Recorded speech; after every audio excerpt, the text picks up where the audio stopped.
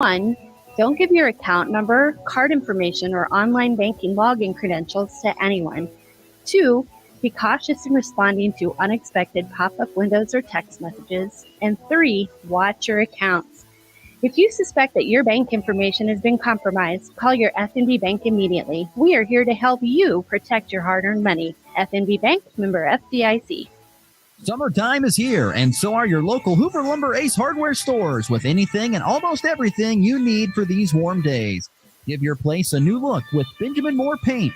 Keep your lawn looking its best with mowers, blowers, and trimmers from Craftsman, Toro, and Ego.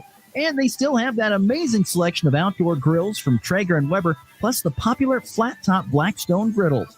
Find it all and much more at Hoover Lumber Ace Hardware with locations in Colby and Goodland, open every day but Sunday. Rise and shine. It's butt whipping time. It's time for the Morning Blitz with Ross Volkmer. That broadcast school has really paid off. And Christian Peck-Dimit. Do you want to keep this job? Shut up, listen, learn. The region's only local sports talk show, discussing it all from the preps to the pros. What time is it? Simulcasting on AM 730 Fox Sports Tri-State, streaming online at nwksradio.net and the Rockingham app. They are everywhere. The Blitz is presented by the Insurance Agency, the Farmers State Bank in Oakley, the Cowboy Corner Express, and Equity Bank of Hoxie, Quinter, and Grinnell.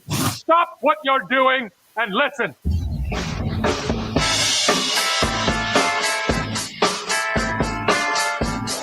It's a way back to right field. Soto doesn't even move. Ohtani has homered in the All-Star game. Eagles team working at first. Juan Soto with a base hit into center field to get the AL on the board. Simeon is in. So is Kwan, and it's a 3-2 game. Here's a high fly ball off of the bat, and Jarren Duran. That one will leave the yard and give the American League its first lead of the night. Pase's 0-2 is fouled into the glove for strike 3. Good morning, good afternoon, and good night to the National League. The AL's back on top with a 10th win in the last 11 All-Star games. Hey, good Wednesday morning, everybody. We're back on the Morning Blitz. Broadcasting on Goodland's Rocket 102.5, AM 730 Fox Sports Tri-State, of course, also available online at nwksradio.net. And, of course, the Hurl Chevrolet GMC video stream. You can see our beautiful faces here on this Wednesday, July the 17th. 67 degrees outside, on our way to a high of what is expected to be 85 today. So we continue to kind of go down in the temperatures here over this course of this week. But glad to be back with you here on a Wednesday. And actually feels a little bit normal because I believe we actually have all of our technical difficulties knocked on ironed out, believe it or not. So we got that figured out. Turned out it was on my end, so I'll take the loss for yesterday. But glad to be back with you here on the Morning Blitz on a Wednesday. CPD, how's it going today? Going pretty good. You took the loss in the morning. We had pickup basketball at the event center last night, so I took my losses in the evening. I figure it all evens out, and like you said, hopefully all the mics and everything sounds all nice and pretty for everyone this morning. So I think we should be in the clear. Everything seems to be working as we plan it most mornings. Yesterday was just one of those days, typical day where you take a little time off and you come back and everything just goes to hell in a handbasket. And then you're, you figure it out and you're back to normal. But like I said, hopefully the rest of the week will run smooth sailing here on the Morning Blitz. But once again, if you want to be part of the show, we'd love to hear from you on the FNB Bank text line, the number 785-899-2222. If you'd like to be part of the show with your comments, your thoughts, your questions, opinions, we don't care. It's the dog day. It's officially the dog days of summer. There's no baseball tonight. I guess if you want to get up at 1:30 Eastern, I guess that'd be so around midnight or a little before midnight, 12:30, 11:30. If you wanted to get up and watch the Open Championship, you could if you wanted to do that today, because that will get going here this upcoming morning. So I guess if you would like to do that, that's about the only real sports thing going on until Friday, when, of course, baseball returns. Of course, NBA Summer League continues to roll on, which, by the way, I'm amazed at how many people go and watch NBA Summer League. Like seeing the crowds there, I'm just like, this is nuts. NBA Summer League? The season just got over. It just got done. Hey, they're not quite maybe on the NFL's pace, but they do a great job of making it a year-round game. And I'm well aware of how the NBA is, or I guess isn't, a focal point of sports focus, sports watching out here. But you got to remember, this is a massive league money-wise, and they just signed a new deal money-wise that's going to bring them billions and billions. The game is only growing in the nation and around the world, even if it's getting left behind here in sort of middle America.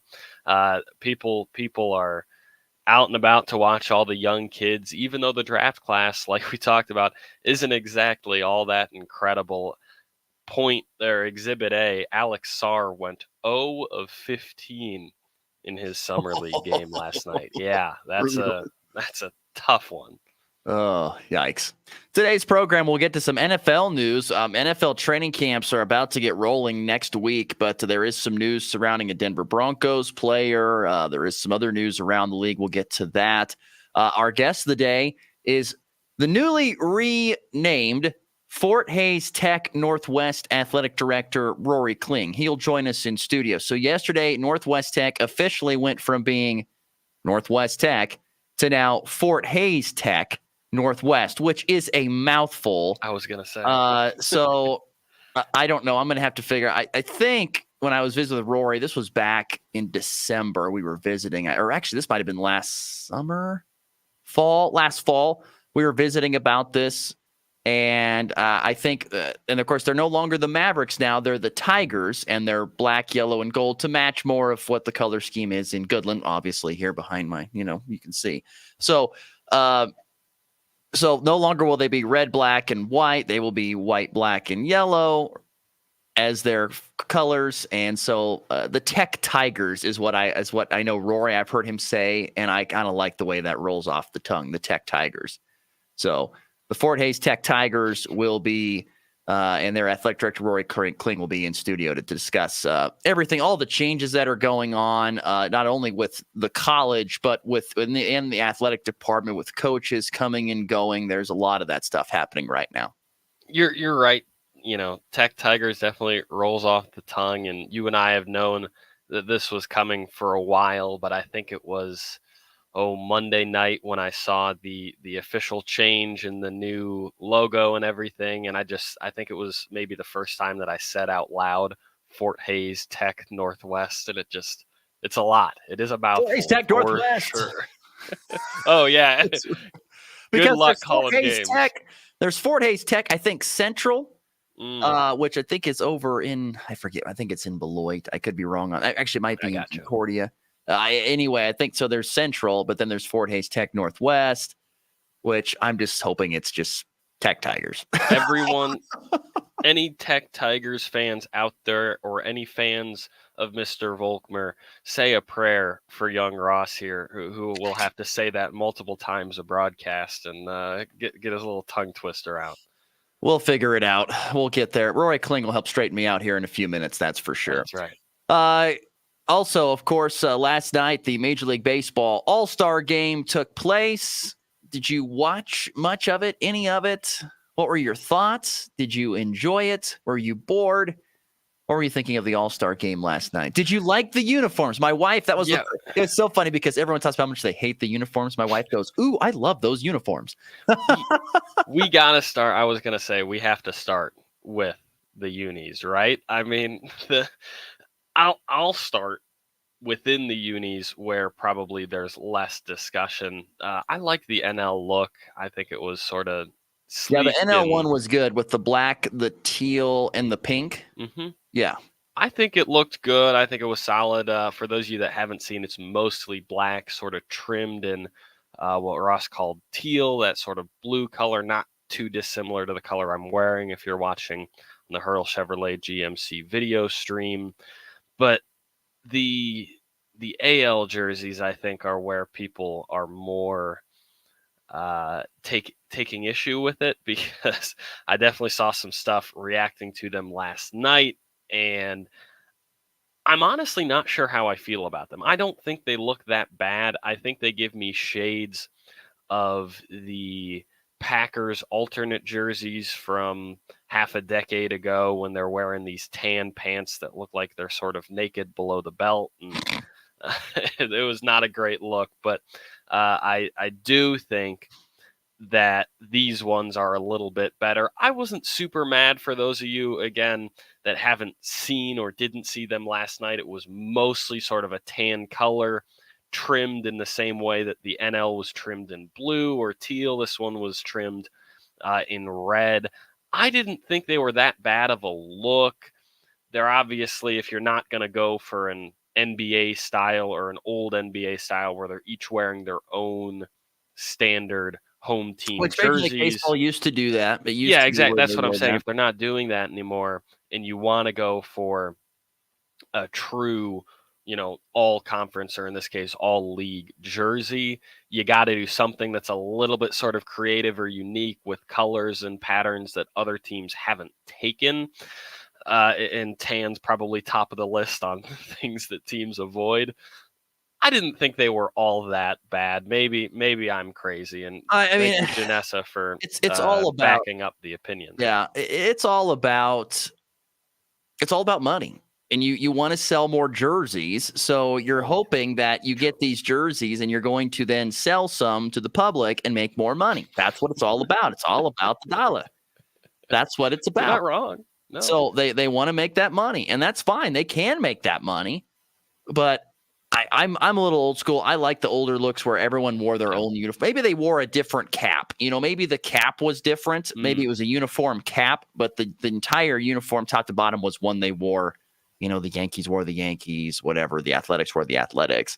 That was kind of cool. Yeah, to me, I know it's a topic because at the All-Star break, Rob Manfred, the, of course, commissioner of baseball, sits down with the media and they love to ask questions.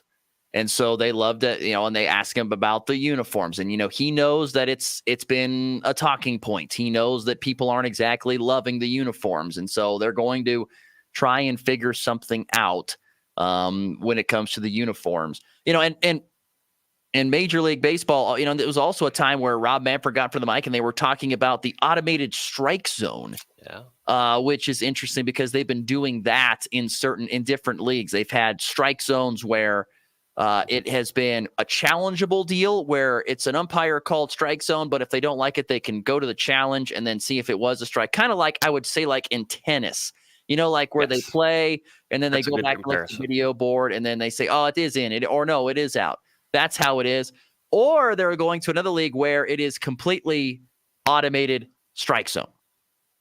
Like a computer is calling the strikes and telling the umpire, yes, that's a strike. Yes, that's a ball. And they've talked about how, that one it's had some issues because they're in minor league ballparks. And the internet's not great there. And so they've had some issues with it not working at times. And so it's fascinating.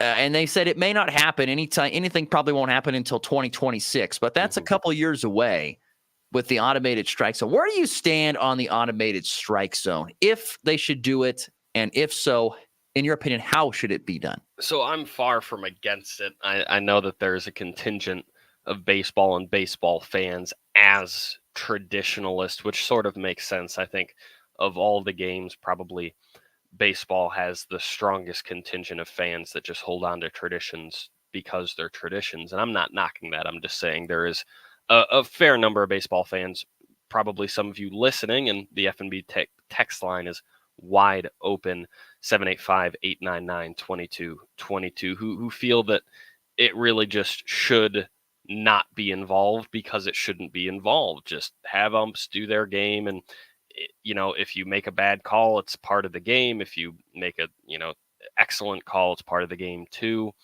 Personal opinion, from what I've seen, it has worked best in the minors when they're using it as a challenge system. Ergo, exactly what Ross was talking about. 90% of the game is umped exactly how you see it. There's a full count and a pitch is right on the outside corner. Blue calls it pitcher-friendly strike. Batter asks for a challenge. They look back at the machine, and it tells them pretty quickly one way or the other.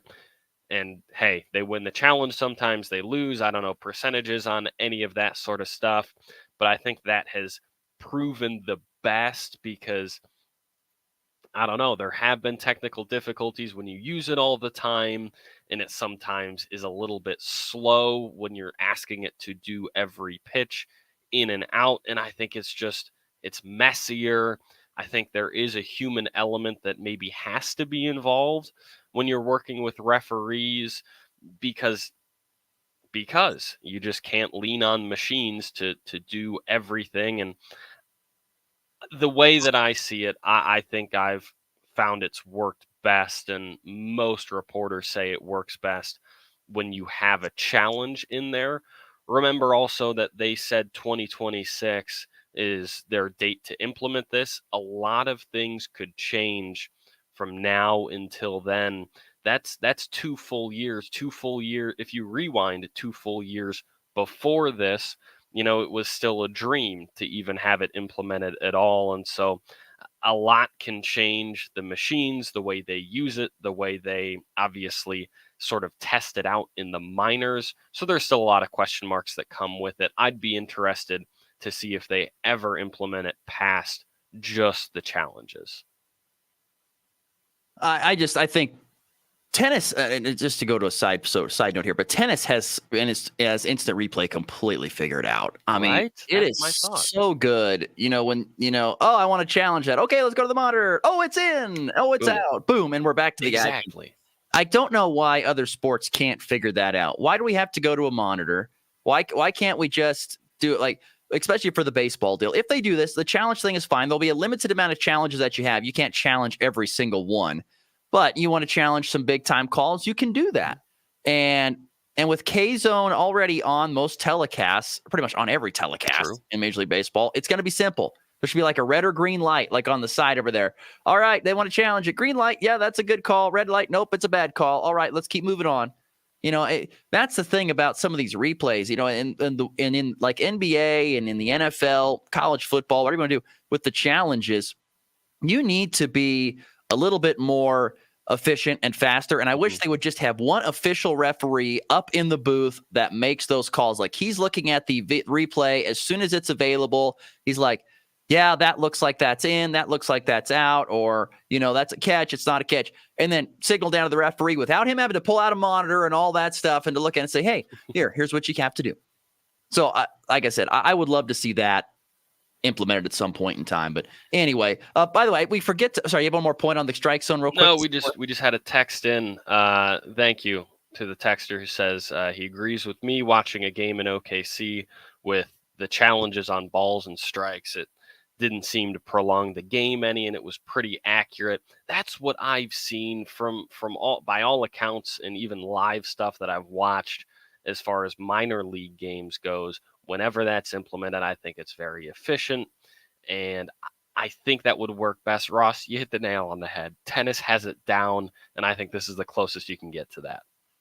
Speaking of the All-Star game, real quick before Roy Kling joins us in studio, but the All-Star game was a 5-3 win for the American League.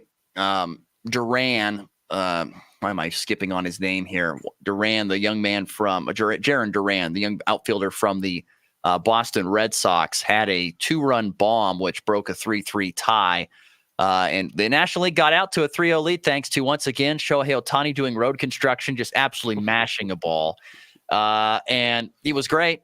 Ohtani becomes the first player to ever, throw a pitch in an All-Star game and hit a home run in an All-Star game. Not in the same one, but in an All-Star game since Babe Ruth. I mean, we are seeing Babe Ruth type stuff from Shohei Ohtani. It's how good he is. Every time I watch him, he amazes me. Right.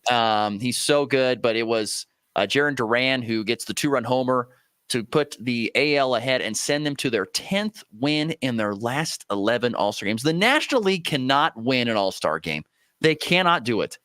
And for Rockies fans out there and for a Diamondback fan like myself, not that it matters a whole heck of a lot. It used to matter a whole lot more when, the winner of this game got home field advantage for the World Series. That's not how it works anymore. But, man, the National League cannot win an All-Star game. It is amazing to me how they cannot win one. It's what they've The won teams are like even. they've won like 16 since the turn of the century, 16 to 24. It's something crazy like Oh that. my gosh. They're just mashing them. Oh, it's more than that. See, this is on me double checking. 19 since the turn of the 19 to century. 24. The All-Star games, 19-4-1 is the American League. Wow, I'm assuming that one was Otani's in the 2020 or something. Otani's in the National League this year. He's not in the American League. Right. I mean, there is plenty of good talent. I mean, the Phillies had 3, Bryce Harper and Trey Turner. I mean, they're loaded. It's and not the American League is not, because it's a talented league as well. But it just amazes me that the National League cannot win an All-Star game. I mean, this is a stretch of epic proportions for an All-Star game. You would think it'd be more evenly spread out. You would think so, and that reminds me, by the way, unrelated, but I loved when the broadcast was trying to bring on different people, usually them on the same team at the same time into the broadcast to be interviewed while they're out there in the outfield, and they had all 3 Philly infielders on, and it was just a mess trying to get all the mics working, and Bryce Harper seemed to be the only one that you could really hear. And when they had, I think it was Juan Soto and Aaron Judge on at the same time, you couldn't really hear Juan, or I don't know if he just chose not to talk. But I thought it was very funny, sort of listen to both the broadcast interview the players, and then also as a broadcaster listen to sort of and watch the way that they were just trying to get those guys on at all. I thought that was sort of amusing. Baseball tries so hard to do that in-game interview stuff, and it doesn't always work smooth. It's fine. It's okay. It's not great. They try really hard, and the All-Star game is a perfect, and spring training are a perfect time to do it, because you're right. The games really don't matter when they do it in the regular season. It's a little bit of, but yeah. Oh, and one more point before we bring on Rory Kring, because I wanted to bring up. So I don't know if you watched the home run derby, but we didn't talk about it yesterday. Was because of all the technical difficulties. Was the national anthem for the home run derby and how terrible it was. Well, that young lady apparently was highly intoxicated when she sang, and now she's going into rehab.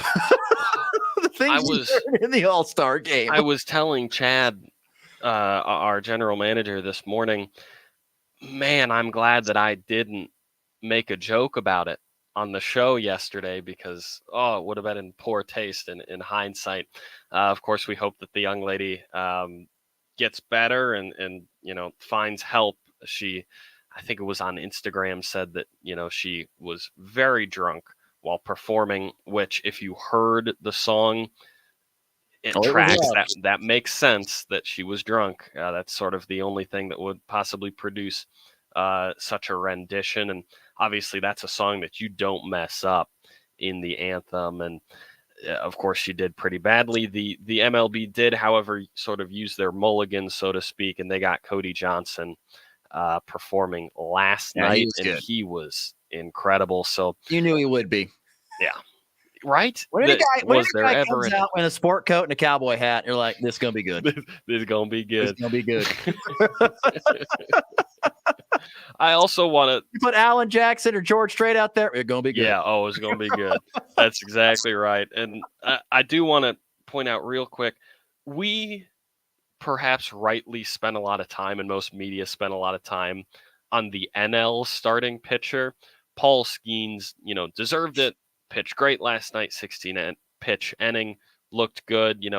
His debut was 2 months ago, and now he's a starter in the All-Star game. Over 100 miles an hour, I think a starter ever has. The most pitchers the most number of pitches thrown by a starter over 100 miles an hour ever in an All-Star game. Crazy, but I think because of that, and I'm not saying that it's his fault or that we shouldn't have given him all of that credit, because it's a big deal. He's the fourth, I think, ever starter as a rookie in an All-Star game, and that's a big deal. But over in the AL, I think it went under the radar that Burns is starting. You almost go, really? Skubal definitely should have started, and I think really the argument is more, should Lugo or Burns, have been sort of second up in there. I think it's just wild that gets underrated, that Skubal, I think, is probably clearly... I think you have a better argument, Skubal versus Lugo, who should start and probably Corbin Burns shouldn't even be in the conversation. But I just wanted to throw that in there as a Lions fan and someone who follows the Royals. You mean a Tigers closely. fan? Did I say Lions? Lions fan. Yeah. Well, I'm that too. As a Tigers fan and a Royals sort of semi fan, someone who follows them very closely and who didn't get to see any of them get a hit last night, whether it was Bobby Witt for the Royals or it was Perez or it was whoever, or of course Riley Green for the Tigers fan in me. Nobody got a hit, so I had to watch my pitchers, and Scoobs and Lugo both should have probably started yesterday. I just wanted to throw that in there. It doesn't really mean anything at the end of the day, but just had to get my 2 cents in. By the way, the combines of Ryan McMahon, Bobby Witt Jr., and Salvador Perez went 0 for 3 with 3 strikeouts in the All-Star game. And then you were curious about starting pitcher Cole Reagans, third inning, gave up a hit, but that was it.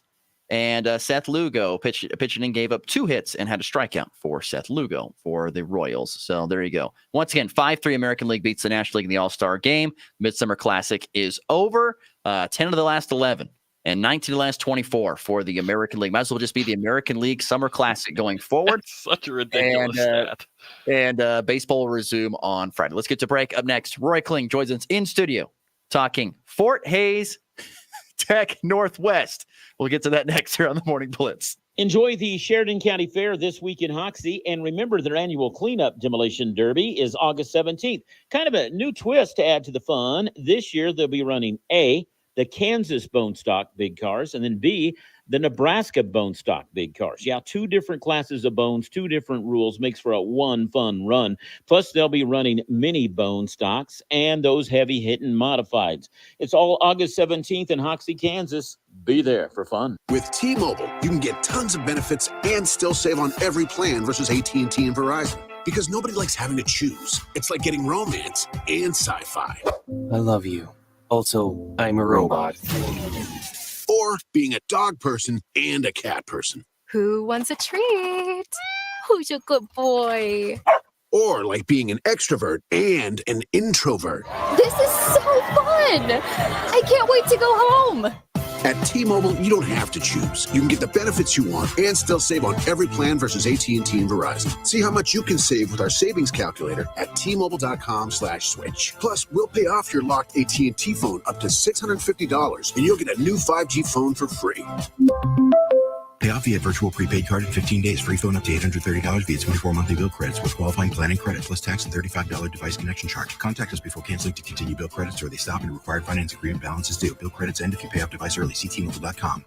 Good morning. This is Kate Thompson with the Anderson's Trade Group. Today is Wednesday, July 17th. And on the overnights last night, September corn higher 4 at $3.99 3/4. December up 3 3/4 at $4.12.5. March up 3.5 at $4.25.5. May up 3.5 at $4.35. August beans up 9.5 at $11. September up 3.5 at $10.41 November up 4 1/4 at $10.47.5. And January up 3 1/4 at $10.62. Chicago wheat, this September contract higher 7 3/4 at $5.38.5. December up 7.5 at $5.63.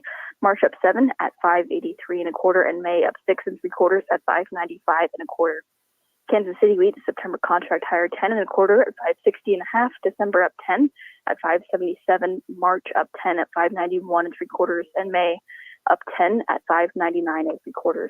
On the stock market this morning, the Dow down $145 at 41,111. The S&P down 59 at 5,658. The Nasdaq down 319 at 20,278. Gold higher $10.50 an ounce, 2,478.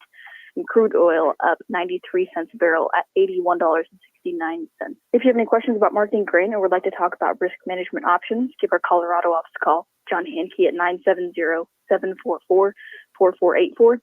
Or in our Kansas City office, myself, Tom Saluto, Jared Law, or Tyler Dosch at 913-748-3000. Introducing Certain Herbicide, the latest corn innovation from BASF. It brings powerful PPO residual chemistry into a pre through early post application thanks to novel solid encapsulation technology. Apply from pre-plant to V3 and get up to 8 weeks of residual control or suppression of 79 broadleaf and grass weed species. Don't chase weeds all through the season. Attack them before they emerge with Certain herbicide from BASF. Always read and follow label directions. Water hemp, Palmer amaranth, and giant ragweed. Left undisturbed, they will become the most dangerous foes to corn plants. But in the early season, these weeds are at their weakest. Now is the time. A predator lurks. Certain herbicide attacks, unleashing full residual power before weeds have a chance to emerge. Pre or early post-application, they are hopeless against such effective chemistry. Certain herbicide from BASF. Always read and follow label directions. Kansas Corn reminds you that E15 fuel is the right choice for every kind of driver. For the car enthusiast, E15 has higher octane. For the thrifty driver, E15 is priced lower than regular unleaded. For the nature lover, E15 provides cleaner air. For the shopper who buys local, E15 has more ethanol from our Kansas corn farms. Choose E15 for a higher octane, lower price, and cleaner American fuel. This message from the Kansas Corn Commission. Learn more at kscorn.com. Summertime is here, and so are your local Hoover Lumber Ace hardware stores with anything and almost everything you need for these warm days. Give your place a new look with Benjamin Moore paints. Keep your lawn looking its best with mowers, blowers, and trimmers from Craftsman, Toro, and Ego. And they still have that amazing selection of outdoor grills from Traeger and Weber, plus the popular flat-top Blackstone griddles. Find it all and much more at Hoover Lumber Ace Hardware with locations in Colby and Goodland. Open every day but Sunday. Want to be part of the Morning Blitz? Don't fight it. Tell me how you really feel. Send your thoughts to our text line at 785-899-2222.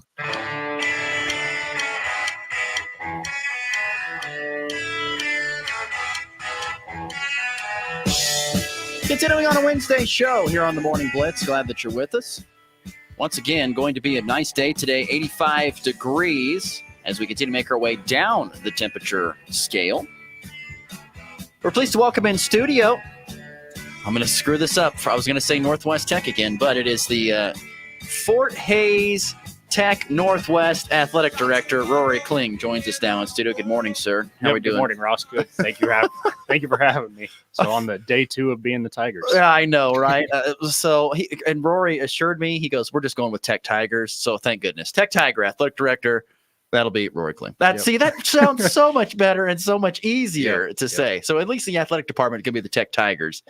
We were talking during the break here, but boy, this whole process, I don't think people understand how much of a process this is, changing from one college that you've been for a long time to something completely different, and especially when it's a completely different color. Yep. Yeah, it's going to be a whirlwind of changes. We started a couple weeks ago of just every time you walk around, all the reds got to change. So every day it's, we forgot this or forgot that, and getting our URLs, our domains, our email addresses, our name tags. I mean, it's everything. So everything's got to change over websites. Yeah, it's NT Mavericks. What is that going to change? I'm guessing. What is it going to be? We're going to be the techtigers.com. Yes. So. Just for simple. My sake, just keep it simple. All right, that'd be really great. Techtigers.com. But man, it's amazing. Like, we were talking about how you're walking around campus, and you're like, oh, that needs to get changed. Put it on a list in your phone. Yep. Yeah, absolutely. I mean, we started that process probably back in January of kind of a preemptive list of what's got to be changed. We obviously knew this stuff right off the top, the major things, but now it's, the fence caps on the softball field, the dugout metal, it's the squat racks in the weight room, every little thing you walk through, and you just keep that list keeps getting bigger no matter how much we make it smaller. So, and everybody's got a budget. Yep. And so that's the hard part. I mean, when it's all said and done, it's going to be at least $150K, if not more, to get things changed. I mean, the practice basketball court, there's a big Maverick logo in the center, but that's got to get changed. Yep. Yeah. We've already talked to Von Linnell Refinishing out of Hayes. They're going to come out the second week of September, going to redo the whole court. So we got to get all the red lines off of there, the Maverick head off of there, redo Larry Kern's court that's on the side. Get the NTs off of there because they're kind of on those wing spots, and go black lines instead of the red. But yeah, every little thing's got to change on top of uniforms and buses and everything else as we go. In your mind, what is a reasonable timeline that everything could be done? And by no means do we expect anything to be done within probably the next 6 months, but When do you think is a reasonable timeline to have everything kind of looking where it should? I would anticipate probably next fall. By the time we go through the dorms, we've already started painting and all that stuff. But like I said, I mean, we're not a tiny campus by any means, and we spread out quite a ways. We also have to change our Quinter campus over there, the tech farm. All these things have to change, and it's going to take time. Obviously, when you have 50, 60 employees on staff, and we've got a maintenance crew, hired a bunch of summer kids to help with paint, it's just going to take time. But we have a pretty good list of how fast we're moving. Like I said, I've started on jerseys already. They should be here. Obviously, those are the first things on athletics, is getting our new uniforms and having those ready to go, and also trying not to match Fort Hays State. So we had to be somewhat different. So we're going tech across the chest of all of our uniforms instead of the Tigers. Once again, Tech Tiger, newly named Tech Tiger Athletic Director Rory Kling joining us here in studio on this Wednesday. When you heard this news that this was going to happen, that when Mr. Shears, everyone says, okay, we're going to change this. We're not going to be Northwest Tech. We're going to go with Fort Hays State. And that means we're going to be changing everything. What were your thoughts on this whole process, and how has it gone from how you thought it might go to how it actually has? It's actually a pretty smooth transition, and obviously being a Goodland guy, the black and gold's huge. So at least now the entire town is black and gold, helps support the logos, the brands, everything else. So supporting that has been huge, playing in a gym. So when recruiting goes as far as basketball, and we're showing off the Max Jones Fieldhouse and its remarkable facility, you at least have the same colors when we're recruiting basketball players. Even wrestlers, when we have our duels over there, it's going to be the same colors. So they go around town, hopefully creates some cohesion there between the high school, us, the junior high, the elementary kids, as we reciprocate free admission to all of our events. And the other part was, biggest question was, do you keep your job? And that was the big thing for a lot of employees. Like, what does that look like moving forward? And knowing the transition and Ben being completely transparent of how it was going to work, we are still a JUCO. We are still Northwest. We are still formerly Northwest Tech and everything. So, but it's been good. Everybody's excited on campus. A lot of people are ready. A lot of changes have already happened in the admission building. So all new carpet.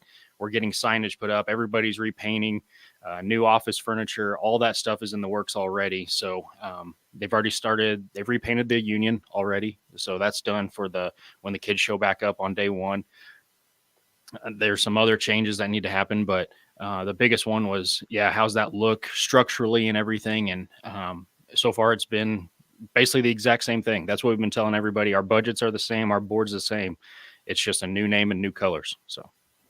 How much was there any worry at all that when Fort Hays State took over, already having Division II athletics, that they were just going to be gone with athletics at the tech college at all, because they want to go back to being more focused on just being a tech school? Was there any thoughts of that went through your mind or anything like that at the time? No. Again, with Ben being transparent as possible, that was the absolute first question. He said, don't worry about the athletics. You're still going to be doing your thing, still going to be doing our thing. We're still separate, still the JUCO route, still going to compete in the Jayhawk conference. So that was never in question from the get-go. But it's been it's going to be a little different. I think other junior colleges were a little worried that we would be the feeder school or farm school now. I remember hearing that. Fort Hays State. And as I reassured them, I said, we have only had one athlete in the history of Northwest Tech, and now Fort Hays Tech go to Hays from here. So that was never going to be a case. So we were kind of reassured them that we're all separate. So it's going to stay the same. Rory Kling joining us here in studio.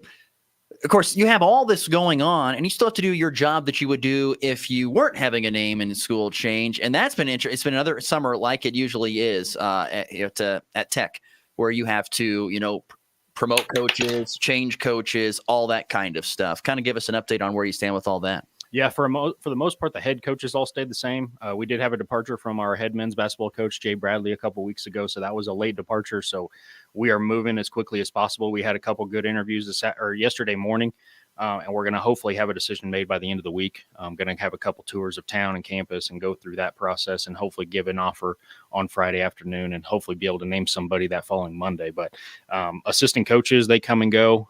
We understand that. We have to fill obviously men's basketball, women's basketball, we're hopefully getting close on that one. Softball needs to get filled, and the biggest and hardest one is our athletic trainer. So when Holly departed shortly after graduation and she's at Fort Hays now, helping out with the wrestling program and the strength and conditioning program over there. That's been the hardest one to fill. We've had that job posted for it's going to be 6 weeks here tomorrow, and we've had one applicant. So it's very hard. The rest of the country knows it's hard. The rest of the conference knows it's hard. And there's some different avenues that some other schools have done by going. Neosho does a international route and goes through Japan and has a connection over there. So we may be doing an international thing where you at least lock in an employee for 2 or 3 years. And so we just have a revolving door of at least having a trainer there, but also looking at plan Bs. What does that look like? Do we contract somebody for a couple of days out of the week? Do we go everything through the hospital? And it's going to be what can we make work for the best of our athletes? Well, honestly, the international route kind of actually sounds a little bit enticing because you have a contract with someone, then, it's a 2 to 3 year type deal where, and if you get that ball rolling a little bit, all of a sudden, then it kind of becomes a little bit of a feeder type deal. Like you said, Neosho's done for a while. Yeah. And that's the most enticing part there is there's not really a whole lot of question marks of, when are they going to stay? When are they going to leave? How long will they be here? So that kind of throws that out the door there as long as we have that relationship with that group over there, and hopefully that works. Rory Kling joined us in studio. You're talking about replacing Jay Bradley, who did a really good job here for Northwest Tech for his years that he was here. And you told me off the air, you said, it's the easiest position to fill is the men's basketball job. Why is that? It's a pronounced job. There's thousands of basketball coaches across the country. Within the first hour and a half that we posted the job, I had 42 applicants in my email box. Oh, my God. So, and then obviously have calls from random coaches here and there.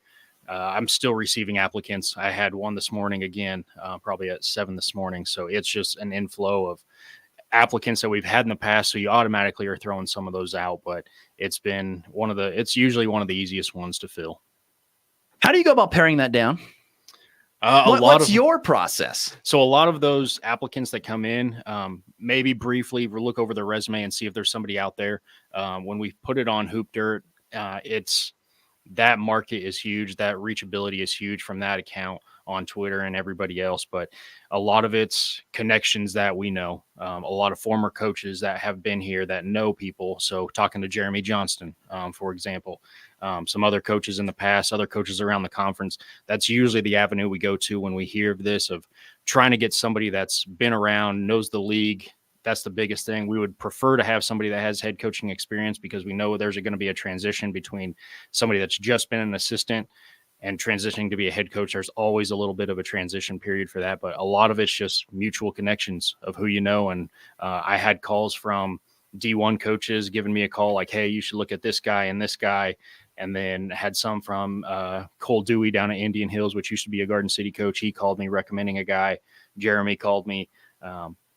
Just a number of coaches that I had no contact. They weren't even on my phone, and they just leave a voicemail. I'm like, okay, now I got another contact. So it's just building networks and building relationships. Fascinating. It's got to be interesting to know how an athletic director works in his process. And you've had, unfortunately, just a lot of practice. You've done this a lot. You know how to replace guys and girls when it comes to their coaching staffs. Before we let you go, coming up this weekend is a big golf tournament to help raise funds for the Tech Tigers. Yeah, so in the past, it's been primarily for men's basketball, and obviously with the departure of Jay and talking with President Shears that we were just going to lump it into Booster Club Athletics and help with this process of buying the new uniforms when wrestling mats are about $12,000 a piece and basketball uniforms are $7,000. It's already upwards of 70 is what we've kind of spent these first couple of weeks of this transition. And just see that old calculator pull the note. Yeah. It's like I said, it's going to be that 150, probably 200,000 by the time just athletics alone. But yeah, we've got a 4-person scramble this Saturday. We did have a registration form that's been up for a couple weeks. We did change that, so you don't necessarily have to pay online or whatever. You can pay at the clubhouse when you show up. But I think right now we're sitting about 10, 12 teams that I've at least talked to that are coming. The registration is going to start at 8 a.m. Tea time is going to start at 9. We've got some whole gimmicks that we're going to do throughout the course. And then we're going to have lunch prepared. So we'll have sloppy joes or burgers, chips, drink, etc. for lunch for everybody. So we'll provide that. And then whole sponsors, we're looking for those. I went around town a little bit yesterday. Those are $275. Cart sponsors, $500. And then our team entry fee is $350 for those 4 people. Once again, that's the 4-person scramble. That's all out at Sugar Hills Golf Course here in Goodland. It's going to be coming up here on Saturday. What times they get going? 9 o'clock? Yeah, tee time will start at 9 a.m. Mountain time. If a team wants to show up and just say, hey, let's like Friday night they're just sitting around, hey, let's go play that tournament. What time do they need to be there to get signed up? 8 a.m. So we'll start registration there. Depending, I know we've already had some registration, so that helps ease that process of just getting them through the door and collecting payment. But 8 a.m. we'll probably be out there around 7 getting everything set up. But yeah, 8 a.m. registration, 9 a.m. tee time. There you go. Take part in the 4-person scramble going on at Sugar Hills this Saturday and help Rory help pay for all the new things that are coming to the Tech Tigers. By the way, are you happy with the logo? Do you like the Tech Tiger logo? Yeah. I've seen it. Yep. It looks kind of neat. Yeah, it probably took 4 months.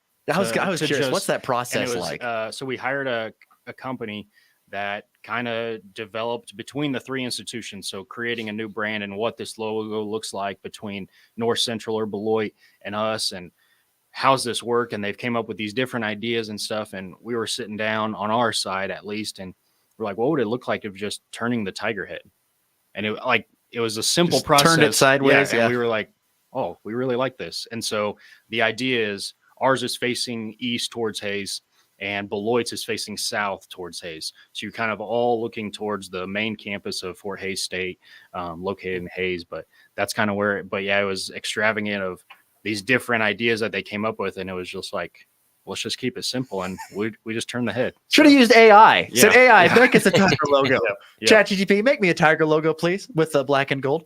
Appreciate it. All right, we're done. Yeah. Rory Kling, once again, please go out and support Tech Tiger Athletics with the 4-person scramble coming up here on Saturday. They'll get going at 9 o'clock. If you want to register before on the day of, you can at 8. Rory, thanks for stopping and appreciate it. We'll see you soon. Yep. Thank you, Ross. Once again, great stuff there from Rory Kling. We'll take a break, come back, wrap the show with our final segment next here on the Blitz. Texting enrolls you into recurring automated text messages. Consent not required to purchase. Message and data rates may apply. Hey, Dan, how you doing? Haven't seen you around the gym for a while. Yeah, I've really fallen off. Since I turned 40, I just don't get the results I used to get. Could be lower testosterone. Lower T? Yeah, I went through it a while back. Once you hit 40, your body has less free testosterone. I got Nugenix Total T, and it's made a huge difference for me. I've seen that ad on TV. Is it for real? Oh, yeah. The key ingredient is something called Tesnor, which helps boost free and total testosterone levels to help you trim up and stay lean. And it's made a difference for you? Man, I feel like I'm in my 20s again, at work, in the gym, and in the bedroom. Are they still giving out complimentary bottles for people to try it for themselves? Yeah, you just need to send them a text. Text TIGER to 321-321 right now for your complimentary bottle of Nugenix Total T, the #1 selling testosterone booster at GNC. Plus, text now and we'll include a bottle of Nugenix Thermo, our most powerful fat incinerator ever, to help you get back into shape fast. Absolutely free. Text TIGER to 321-321. That's TIGER to 321-321.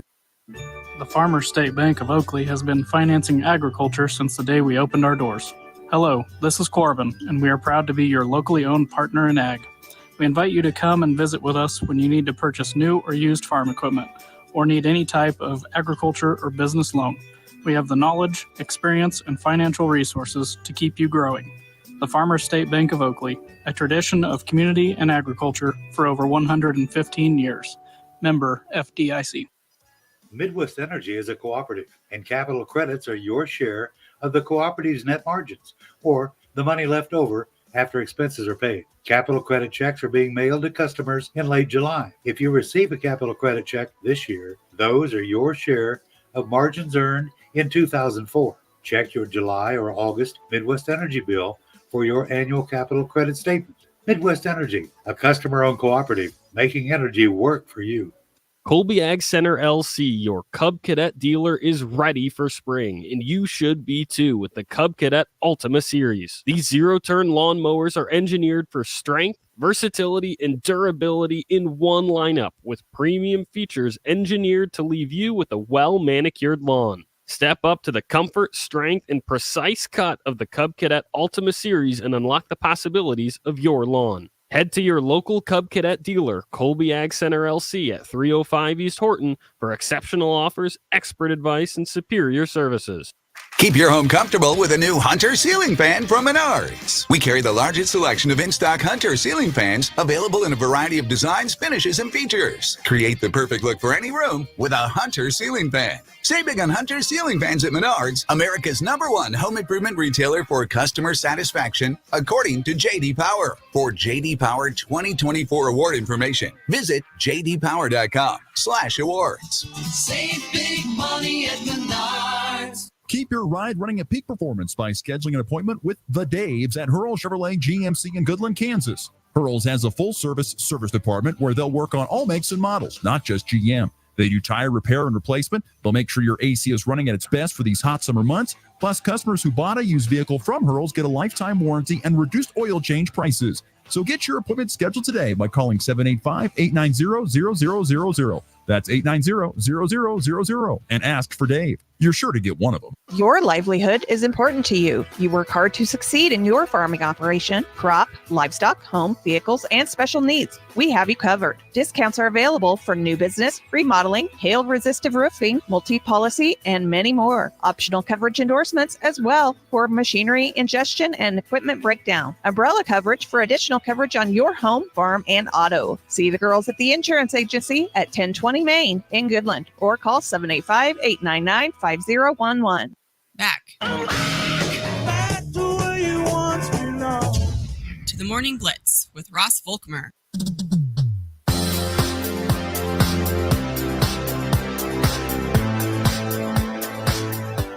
Thanks again to Tech Tiger AD Rory Kling joining us on the program. That was good information, wasn't it? That was interesting stuff.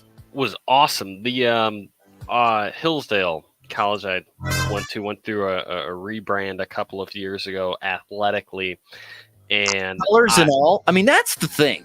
The colors, slightly different colors, yeah, just enough that they had to do all kinds of new stuff and new unis and the whole deal.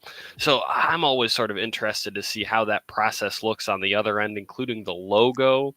Hillsdale's new logo got a ton of bashing, some by me, and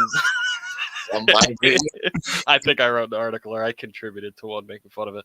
But yeah, it's always interesting to see how much time and effort on the back end goes into all of these things that look sort of small, quick, or maybe simple. Yeah, it's a money eating process, and just imagine going from. I mean, I don't know what would be more frustrating, going from let's say you were a red to a maroon, or a red to a yellow, where it's almost opposite, like what Tech is doing. I feel like it's got to be worse. I feel like this makes more sense. It's got to be a little frustrating if you're going to red to maroon or red to a bright red. So too, because you're changing all. You got to change it all anyways, and yeah, it's just a slight little change. Real quick before we get to the walk-off, news yesterday out of the Denver Broncos camp. Quinn Meirenez, I think is how you say his Meirenez, the guard for the Denver Broncos, has agreed to a 4-year, $80 million contract extension.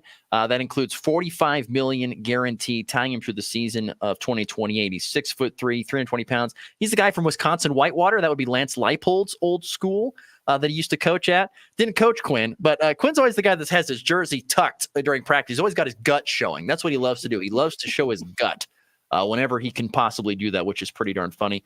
And also big news for the 49ers, as Brandon Ayuk, the wide receiver, has requested a trade once out of San Francisco. I hope he gets to go to like the, let's see, what's a real crummy team that would not be fun to go play Carolina. for? Right? There we go. He gets to go to Carolina.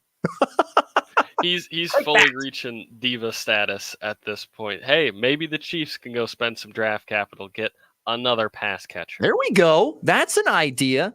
That Chiefs, it seems to make the most sense to me. They were talking with the Chiefs yesterday, getting some media availability as they're getting set to, quarterbacks and stuff and rookies report. And they're talking with Andy Reid and Patrick Mahomes. And Patrick Mahomes is like, well, we want to go for the three-peat. We're set 3, but we want to have more fun. To me, that doesn't make a whole lot of sense. If you're going to go for 3-peat, you've got to be almost even grittier to try and get to get to the 3-peat. So if that's the montage that they're taking into this season, I don't expect the Chiefs to be Super Bowl champs here again. We'll see. A 3-run walk-off home run. A game-winning walk-off with a walk-off. His second walk-off hit of the season. In walk-off fashion. That baby's go. As we turn things over here to the walk-off, real quickly, what a draft it was, Major League Baseball draft for Kansas and Kansas State baseball. They had 11 combined players selected, 5 for Kansas State and 6 for KU. Kalen Culpepper went in the first round to the Twins. That was a big pickup for them. Kansas had a couple of top 10 draft round picks, not top 10 round pick, I should say. So that was very good. I was impressed. 11 guys from Kansas and Kansas State drafted in what has become a much smaller Major League Baseball draft. Thank goodness for that. And you had a question in the walk-off. Yeah, well, first off, we did also have some Kansas locals that drafted. Dylan Dreiling. That's right. Got drafted. Tennessee. Carson Jacobs out of Second round of the TNT, Rangers. And Tegan Kane from Ellis all got drafted. So good for all of them and good to see some local talent. Ellis is Tegan Kane. Way to go, buddy.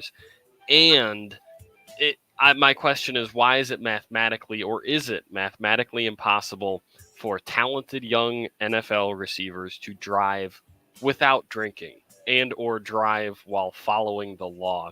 Because Jordan Addison, the incredible Minnesota Vikings receiver, decided to add himself to that list of people or young receivers arrested on suspicion of a DUI. Hooray.